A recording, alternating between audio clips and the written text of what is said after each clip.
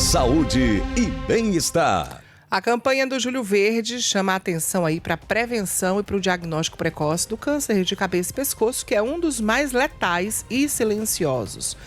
Segundo o Instituto Nacional do Câncer, até o próximo ano, o Brasil pode chegar a quase 120 mil novos casos de doença. A preocupação dos especialistas cresce, especialmente com o aumento aí do diagnóstico entre jovens, na faixa de 20 a 40 anos. Então, para falar sobre prevenção, sobre sintomas, tratamento e os desafios também no combate a esse tipo de câncer, vamos conversar com o cirurgião de cabeça e pescoço, que é o Bonfim Júnior. Bonfim, seja bem-vindo. Bom dia, doutor Bonfim Júnior. Seja bem-vindo. Bom dia, Daniela. Bom dia, Tom. Eu fiquei preocupada quando disse que é um problema, um dos mais letais e silenciosos. Então, como é que a gente pode até saber? Só com exame de rotina, doutor? Olha, exame de rotina e, primeiramente, informação. O câncer de cabeça e pescoço hoje no Brasil é uma neoplasia que tem um grande peso na saúde pública. Isso porque ela não é rara, ela é frequente. Um exemplo, o câncer de boca é o quinto mais comum na população masculina. E o câncer de tireoide, hoje, é um dos mais comuns na população feminina, sendo considerado o quarto, quinto no Brasil, em algumas cidades, como por exemplo como Fortaleza, o segundo câncer mais comum da mulher, vindo depois do câncer de mama em número, segundo os dados do Instituto Nacional do Câncer. O que acontece é que boa parte dos pacientes, eles têm o diagnóstico inicial da doença e por falta de autoexame, examinar a cavidade oral, examinar a percepção de sintomas, perceber que aquilo dali é uma doença séria, a doença avança e chega a um estado avançado precisando de um tratamento mais elaborado, que pode trazer sequelas como cicatrizes, perda de voz, complicações como necessidade de fazer grandes cirurgias, radioterapia e quimioterapia. Então, é uma doença que tem um peso elevado. Fora isso, além disso, na verdade, ela tem uma mortalidade relacionada. Então, o câncer de cavidade oral, de laringe, outros tumores, eles têm uma mortalidade que, nesses estados mais avançados, é algo que ultrapassa os 40% a 50% de incidência na mortalidade em 5 anos. E isso precisa ser visto porque essa mortalidade é relacionada aos tratamentos que diminuem a qualidade de vida e também a custos de saúde muito elevados, além do que as limitações e todo o sofrimento que essa doença pode causar. Os fatores de risco quais são? Olha, eu costumo enumerar 5. Os principais fatores de risco: tabagismo e etilismo, classicamente já bem conhecidos, mas como a Daniela falou bem, os números de casos começaram a aumentar em jovens de 20 a 40 anos. Isso está relacionado ao HPV, tá bem? Então, a vacinação, ela é muito importante. Outros fatores de risco associados estão relacionados também a uma dieta muito pobre em frutas, legumes e verduras e muito ricas em carnes vermelhas e também a exposição solar, porque o câncer de pele, apesar de ser na pele, mas ele em 75% a 80% dos casos aparece na região de cabeça e pescoço e é uma causa frequente de complicação. Com relação à cura? A cura, quando feita nos diagnósticos, nos processos iniciais, ali no início, o diagnóstico precoce, ali na doença que é até estadio 2, ela ultrapassa de 90% dos casos, certo? Em que o paciente apresenta com doença, então a cura, o paciente consegue atingir a cura em mais de 90% dos casos. Agora, o problema surge quando a doença começa a ultrapassar os estadios 3 e 4, em que fica realmente mais complicado. Porém, é possível também. O importante é que seja feita alguma coisa da forma mais precoce possível. O senhor falou que esse fato preocupante, da doença está tão presente aí entre os jovens de 20 a 40 anos, você falou do HPV, mas por que esse perfil além do HPV, tem uma outra coisa que chama atenção para os jovens? Tem. O jovem, apesar da diminuição do tabagismo que aconteceu nos últimos anos, ele tem tido uma maior exposição a outros tipos de carcinógenos, como, por exemplo, o cigarro eletrônico. Isso ainda não se sabe exatamente qual o peso disso, mas sabe que existe o risco de câncer relacionado ao cigarro eletrônico.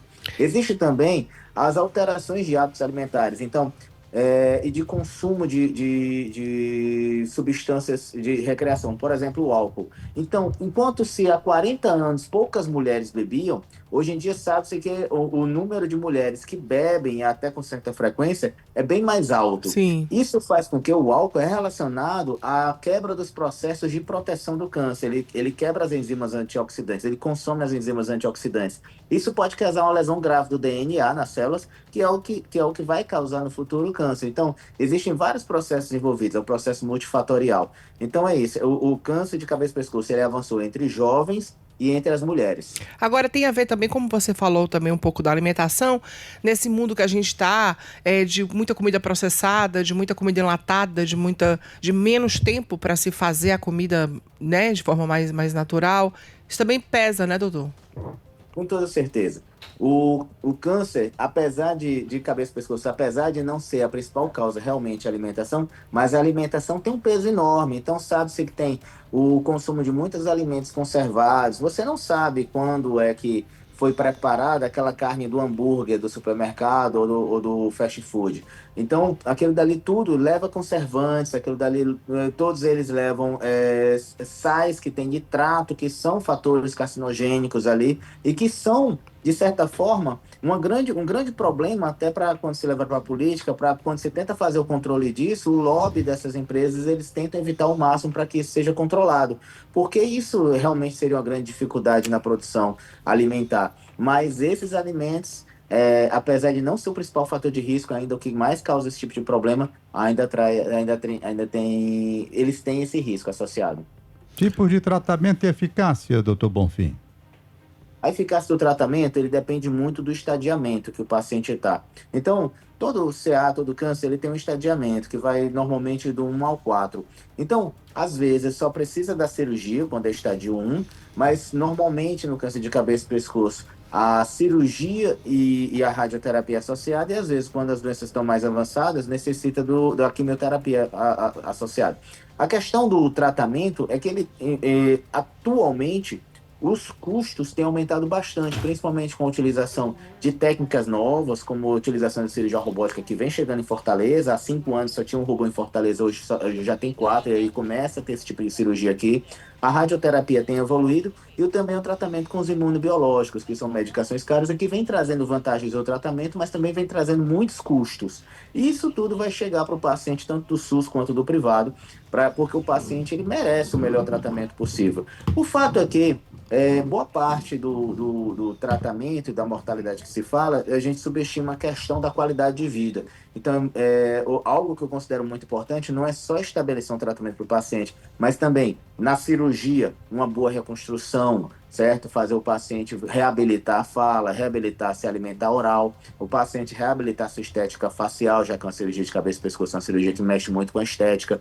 O paciente que faz a radioterapia, fazer uma radioterapia com menos mucosite, com menos problemas para se alimentar, menos problemas de dor, e uma quimioterapia em que ele possa fazer uma quimioterapia com menos riscos e que ele consiga atingir os objetivos do tratamento. Agora, doutor, só para a gente encerrar, o senhor acha que esse diagnóstico tardio ainda é tão frequente por quê? O que falta? Falta campanha? É uma coisa mais cultural? O que acontece? Informação. Antigamente, o diagnóstico tardio, câncer de cabeça e pescoço, era do homem com mais de 65 anos aposentado. Ele era etilista, tabagista e nossa cultura não permite no patriarcado, né, nessa estrutura, que o homem pare de trabalhar porque ele é provedor. Quando ele para de trabalhar, ele perde significado porque ele deixa de sustentar a família. Hoje o que nós temos é a questão da informação. Se você chega para um homem ou uma mulher de 40 anos de idade dizendo que ele está com a neoplasia na garganta, e essa neoplasia é causada pelo HPV, ele toma um baque na vida dele, porque é aquele momento da vida dele que ele está vivendo filhos, que ele está vivendo trabalho, que ele está vivendo construção de vida. Mas você está dando oportunidade para ele se tratar. Mas se você não dá essa informação, fazer o diagnóstico correto, fazer os exames, o que é o exame de imagem, né, a laringoscopia, e preparar os médicos para fazer os diagnósticos precoces desses problemas, então o que vai acontecer é que boa parte desses pacientes, eles vão avançar com a doença e vão complicar. E a informação que eu digo não é só para o paciente, também para os profissionais de saúde que têm que se preparar para esses diagnósticos, câncer de cabeça e pescoço. Boa parte dos estudantes de medicina hoje ainda saem das faculdades sem aprender a fazer um exame de cavidade oral. o que eu acho importante. Eu sou professor de faculdade também e eu sempre gosto de mostrar estes conceitos de como pode ser simples e como é importante. Perfeito. Doutor, muito obrigada. A gente conversou com o cirurgião de cabeça e pescoço, Bonfim Júnior. Muito obrigada, tá? Muito obrigado, doutor Bonfim. Bom dia. Agradeço. Bom dia.